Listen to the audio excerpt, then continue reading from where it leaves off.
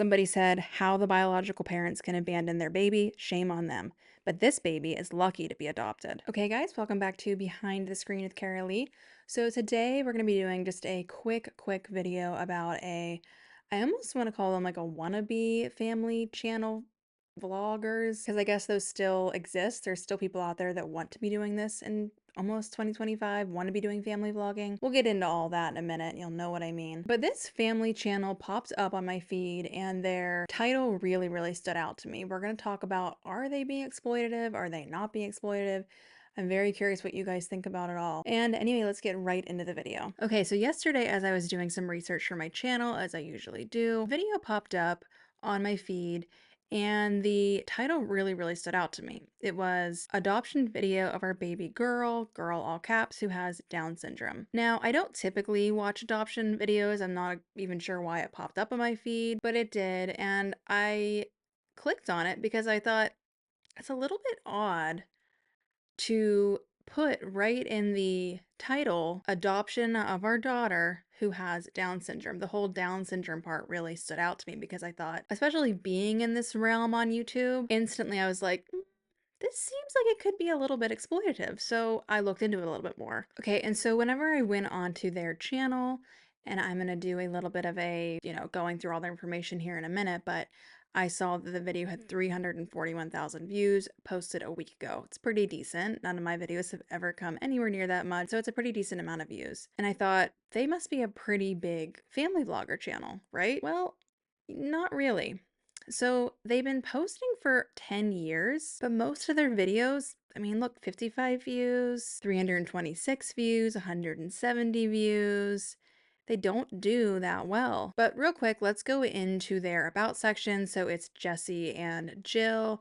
It says, welcome to our family of sevens channel with all the ups and downs that life bring. We're vlogging our memories for our kids to have them forever.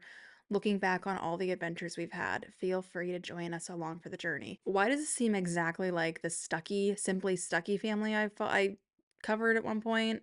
If you haven't watched their channel, it's all about this mom that every time her kids are sick, she makes a video about it. I feel like their bio was exactly the same thing. Maybe they took a page out of the Simply Stucky book. You can see they joined in 2014, and in total on their channel, for being a channel for almost 11 years now, they have had 542,000 views. With 204 videos and 6.39 subscribers. So to me, what that signals is that they have been trying to become family vloggers for a very long time with no success. Obviously, having 6,000 subscribers, having videos that, let's go to their most recent ones, not their most recent one or the one before that, because those have more views and there's a reason for that, but everything else doesn't even break the 1,000 view count. Fast forward though, adoption video of our baby girl who has Down syndrome, 341,000 views. And we're just going to quickly skim through the video.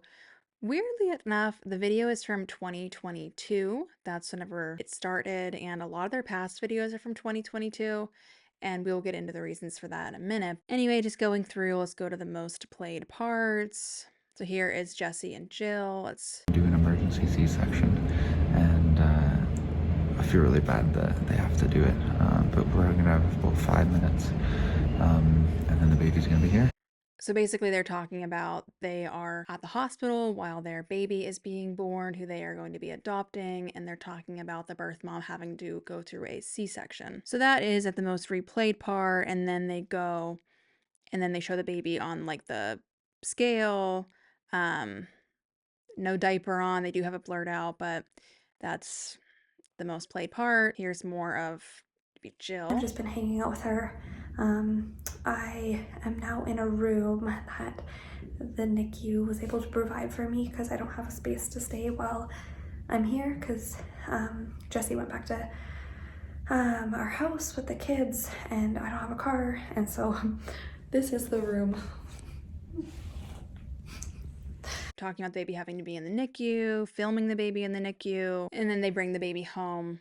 Again, I don't really want to go through the whole entire video. They say in the caption that the video is actually from January 2023. They said that they waited 20 months on the adoption list for the baby to arrive, that now she's 2 years old and thriving. and they can't wait for us to see more of her in the videos. So I was reading through comments, and everybody was very supportive, which is great. But they were very much wanting to see more of the baby. They were confused as to why this video was from like a year ago or 2 years ago at this point. And I guess that the family just had a really busy couple of years. And this is just me assuming, being that this YouTube channel isn't their full-time job at by any means, they probably figured, let's focus on our life and we'll go back to the channel at some point and maybe pick it up, maybe not. But whenever I was reading the comments, it would have been last night, I saw somebody write, it wasn't even mean, but it was just saying like, please, like there's no need to exploit this kid. I forget exactly, I wish I would have screenshot it because now it's deleted. I looked through, I could not find the comment. So they definitely go through comments and they take things down. So yes, all the comments are positive, but there's a reason. Because anything that's the least bit negative, they apparently go through and they delete the comment. But I did screenshot the next day. I went in and I was like, okay, I obviously need to save comments because they're going through and deleting them. So I screenshot a couple comments that stood out to me. The first one was somebody said, new here, did you know that she was going to be a Down syndrome baby? And either the husband or wife, I'm not sure who, said, yes, we did. We were specifically waiting for Down syndrome. So I thought that was interesting that they were specifically waiting for a baby who had Down syndrome. I was wondering, like, were they wanting a baby with special needs, specifically with Down syndrome? Were they wanting any type of baby with special needs? It was just interesting to me. I'm sure at some point they'll share more. In my head, I mean, not comparing them to Micah Stauffer, not even 1%, but I do remember there was a rumor, I'm not sure if it was ever confirmed, where Micah specifically wanted a special needs baby so that she could get more views on her channel. So the reason I kind of thought of that was because they were specifically wanting a baby with Down syndrome. Their channel really didn't get many views. All of a sudden, they have a baby with Down syndrome, post the video, and get hundreds of thousands of views whenever their videos before never even really made it past 1,000 views. But I'm also not that familiar with the whole adoption process. I kind of always thought that it was if somebody wanted to adopt, they just put their name, their application, go through all the checks, and then the first baby, especially when it comes to babies, it's harder to adopt like a newborn baby as opposed to an older child. So I kind of always thought it was like your name's on a list once you're approved, and then the first baby that's available maybe in a year, 2 years. If you're Bella and Dallin, as soon as you put your name on the list, a newborn baby who looks exactly like you happens to be up for adoption. Different story, but I kind of always thought it worked like that. Like it was just basically you could pick the baby or, wait for another one to come about, but I'm not sure. Let me know. I feel like I've never heard of somebody like specifically for years waiting for a special needs baby. I could be completely wrong. But another interesting comment that I saw was somebody said, why did the biological mother give her up? And they said, we've chosen not to share her story here as it's not ours, but there's lots to it. It's a crazy one. I also thought, maybe it's me reading too much into it, but I thought it was a little bit weird because obviously all adoption stories should be private, sacred, but to go and add that it's crazy, like, oh, you would love to know, you'd be chomping at the bit to hear, it was just a little bit weird. I feel like the whole thing also, like the whole question of should you, shouldn't you, is post to YouTube as a family channel that your baby is adopted. And I'm sure there's going to be different opinions on this. My opinion is I wouldn't hide it if my child was adopted. I wouldn't hide it, but I also wouldn't go and make dedicated videos about it because it's not my story to share. It's that child's story to share someday whenever they're older. Maybe they don't want 300,000 people knowing all about their time in the NICU, that it's a crazy adoption story. I don't know. I just think that's a very private, sacred thing. And in my opinion, I do think it's taking advantage of the situation because it also comes with people putting in their opinions. And this girl might not want people putting in their opinions about her adoption or about her biological parents. Like somebody left a comment that said, as a mom of 3, I will never understand how anyone can give their baby away. My thing is that, in my opinion, is a negative comment because it's judging somebody for a situation we know nothing about. I'm sure that the biological mother, I'm sure this was not easy for her or the father if he was involved. So to go and write a comment like that just seems really insensitive. Then my thing is this Jesse and Jill, they'll go and delete comments that make them look bad, saying, hey, don't exploit this kid. But then they're going to go and leave comments that are, like I said, just plain insensitive towards the birth mom. Here's another example. Somebody said, how the biological parents can abandon their baby, shame on them. But this baby is lucky to be adopted. Again, they left that comment up, but they took other ones down that made them look bad. Doesn't make any sense. So I would have loved to have known how many views their video they posted 8 days ago had before they posted their adoption video, because it currently has 10,000 views. But if you go to the comments, everybody is asking, where's the baby? Where's the baby? Why don't you show her? I'm wondering where baby Shiloh is. Where's the 2-year-old? I'm confused. Where's Shiloh? Isn't Shiloh in the Christmas family video? Where do they live? Creepy much? I'm so confused. I thought they had 2 biological kids and then they adopted and this and that. Everyone wants to know where the new baby is, who is now 2. And in the comments, from what I pieced together, basically they just took 2 years off. I think that the baby did have some health issues. I don't know, they probably just had life and they weren't making money off of YouTube, and so they weren't going to go and continue to pour hours and hours and hours a week into that whenever they had busy lives to tend to, which is completely understandable. But now it seems like they are definitely going to be coming back, because as you can see in the comments, either the husband or wife, like I said, I don't really know who makes the comments, but it said that she was not born yet in this video. She came 2 weeks after our Christmas in 2022. New videos will be coming shortly with Shiloh in it, and that is the baby, who is now 2, like I said.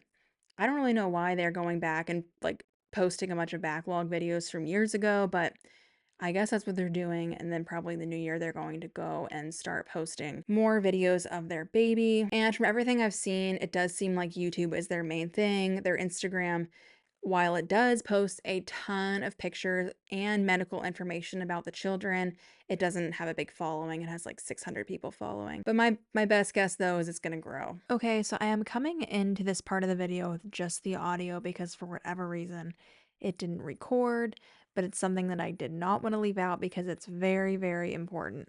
So if you go to their Social Blade, it goes back to the 17th of December, so just a couple weeks ago. They had 1.06 thousand subscribers. Then they go and post that adoption video. Bam, they have 6.23 thousand subscribers. Now remember, they started making videos 10 years ago, and within 10 years, they could not get past the 1,000 mark. Then they go and post the adoption video. Now they're getting hundreds of thousands of views, and their subscriber count is growing rapidly. Coincidence? I don't think so. So the numbers don't lie. I mean, they really don't. How could this be anything but exploiting this kid? It's almost like with the Fathering Autism channel, and I know 2 completely different diagnosis, but nonetheless, people go to their channel. They have as many, I think, over 1 million subscribers or close to it, because they exploit the heck out of Abby and her diagnosis. Now we know this Jillian and Jesse have been trying to become family channel vloggers for almost a decade, consistently posting, and their videos don't even break 100 views most of the time. Then they go and post an adoption video, and not just any adoption video. They go and say the adoption video of a girl with Down syndrome. It made me click, and I don't even watch adoption videos. Now everybody's just chomping at the bit, wanting to know where's the videos with Shiloh in it, where's the baby videos, where we want to see more of her. They have a bunch of other kids who are in the videos. It almost reminds me of, most popular family vloggers have a bunch of kids, but there's always that one kid who, anytime they're in the thumbnail, anytime they're in the title of the video, it always gets more views. So I'm wondering if that's what this family's going to do, if they're going to make Shiloh the star of the videos and just continue to further exploit her. I feel like if it were me and I had a child who was adopted and they had Down syndrome, it's hard to even get in that headspace because I wouldn't be family vlogging, but if I was, I just wouldn't really address it. I mean, I guess if you're family vlogging every day, there's no getting out of the fact that you adopted, because if you're not pregnant in the videos and then all of a sudden you have a baby, but I'd be like, yeah, we adopted, but that's where it would end. I wouldn't be bringing the camera into the emergency room or into the hospital and talking about every little detail that went down in the delivery. I also wouldn't be even mentioning the whole Down syndrome diagnosis in the title, or maybe even at all. And that would be with any type of diagnosis. And it's not that I wouldn't be proud of having a child with Down syndrome, it'd be nothing like that. But putting that in the videos is 100% because that gets them more clicks and views. So it's just exploiting the child and their diagnosis, just like Fathering Autism does with Abby and many, many other TikTok accounts, Instagram accounts, YouTube channels of people who have children with disabilities. Yes, a lot of times it can bring awareness, but also a lot of times it doesn't. It's just exploitation. I don't know. I feel like this is one of those family channels that are going to be one to watch because, yeah, they've been doing it for so long, no one knew who they were, and now all of a sudden I do think that their channel is going to blow up. But what do you guys think? Do you think that there's anything wrong with what they did at the title? Do you think that it's me just overreacting, or do you think that they knew exactly what they were doing with putting in all of the keywords, all the things? And also, do you think that the whole adoption process should be filmed in that way? Should the parents be able to go into the hospital and film it all? Or should that stuff just be left private? And maybe someday, if the child who was adopted wants to share their story, they can. But anyway, you guys, that's going to be it. It was just a quick video. They'll be ones I'll be keeping an eye on, just like the Simply Stucky, who actually the past few videos, I will say, maybe she watched my video because she has not been posting her kids sick, or maybe they just haven't been sick, which would be great. I like to just kind of draw light and attention to on the rise family vloggers, because even though I know it's not going to get me as many clicks as if I covered a massive channel, I still do think it's important. I'm hoping that in doing so, it truly does bring more awareness, and that these families see these kind of videos and maybe just think twice about what type of content they're going to put out. If you want to go put content out there about your children, I have my opinions, but there are better ways to do it than, for example, this family we just talked about, saying adopted, Down syndrome, putting it all in the title, putting it all out there. I see in the comments what either the husband or wife are replying back to people. It's just too much. There's better ways to do it that are going to be giving the child so much more respect in the short term and in the long term. So thank you so much for watching. Make sure to leave a comment on what you think about the situation, give the video a thumbs up, and make sure you're subscribed for my next video. I will see you guys next time.